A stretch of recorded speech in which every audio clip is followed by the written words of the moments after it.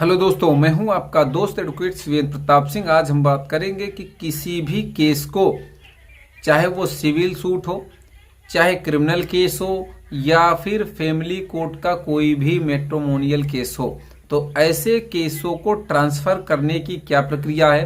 क्या एक कोर्ट से दूसरे कोर्ट में या फिर एक स्टेट से दूसरे स्टेट में केसों का ट्रांसफर किया जा सकता है, और अगर किया जा सकता है तो उसकी पूरी प्रक्रिया क्या है, इसे समझेंगे।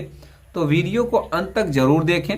ध्यान रखें कि जब भी कोई फैमिली कोर्ट का मैटर यानी कि पति पत्नी का विवाद होता है या कोई भी क्रिमिनल केस होता है, कभी कभी होता यह है कि अदर स्टेट का मामला है जहां की भाषाओं में भी फर्क हो जाता है, आपको भाषा भी नहीं समझ में आती है वहां की। तो ऐसे में पीड़ित पक्ष ये सोचता है कि भाई हम अपने लोकल कोर्ट में इस केस को ट्रांसफर करा लें या अपने लोकल स्टेट में जहां पीड़ित पक्ष होता है वहां पे केस को ट्रांसफर करा लें। तो आज हम बताएंगे आपको ट्रांसफर की पूरी प्रक्रिया। ध्यान रखें कि धारा 318 सीआरपीसी में ट्रांसफर के बारे में बताया गया है। इसके अलावा सीपीसी की धारा 22, धारा 24, धारा 25 में प्रोविजन दिया गया है। जैसे कि मान लिया जाए आपका 125 का केस हो गया या फिर आपका जो है सेक्शन 9 का केस हो गया।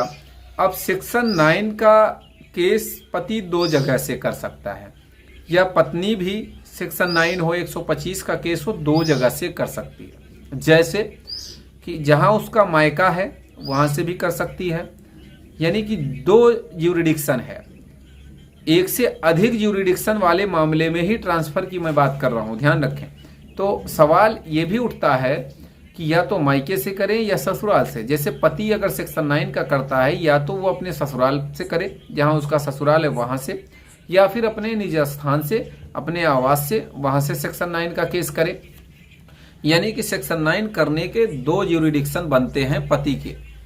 तो ऐसी स्थिति में अगर वो केस को ट्रांसफर कराना चाहेगा तो कहने का मतलब ये, सीपीसी की धारा 22, जब एक ही जिले में एक स्थान से दूसरे स्थान में दूसरे कोर्ट में ट्रांसफर कराना होता है तो डिस्ट्रिक्ट जज के यहाँ एप्लीकेशन आपको देना पड़ेगा। अब सवाल यह है कि एक जिले से दूसरे जिले में केस को ट्रांसफर कराना है तो आपको हाई कोर्ट में रिट फाइल करनी होगी।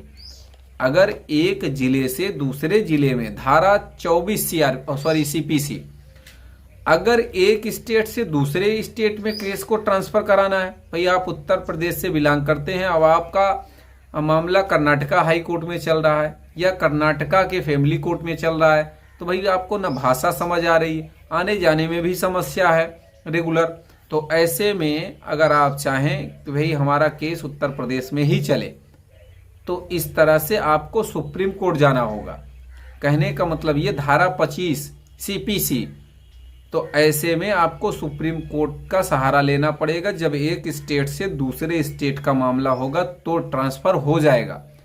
अब सवाल यह है कि फायदा किसको मिलता है। देखिए, फायदा दोनों पक्षों को मिलता है, चाहे पति हो चाहे पत्नी। अब सवाल यह है कि जाता कौन है, जो जाएगा फायदा उसे मिलेगा।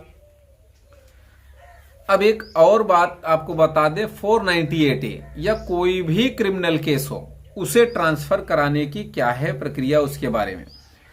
तो देखिए, कोई भी क्रिमिनल केस ट्रांसफर की जो प्रक्रिया है वो धारा 406 से 412 सीआरपीसी में प्रावधानित है। और अगर संविधान की बात करी जाए तो आर्टिकल 136 में इसका प्रोविजन है। कोई भी क्रिमिनल केस आप एक स्टेट से दूसरे स्टेट में, एक डिस्ट्रिक्ट से दूसरे डिस्ट्रिक्ट में, या एक ही डिस्ट्रिक्ट के एक कोर्ट से दूसरे कोर्ट में ट्रांसफर करा सकते हैं। यूं कहा जाए सीधे शब्दों में, चाहे कोई क्रिमिनल केस हो, चाहे कोई फैमिली कोर्ट का मैटर हो, चाहे पति पत्नी का विवाद हो, चाहे कोई सिविल मैटर हो, केस को ट्रांसफर कराया जा सकता है।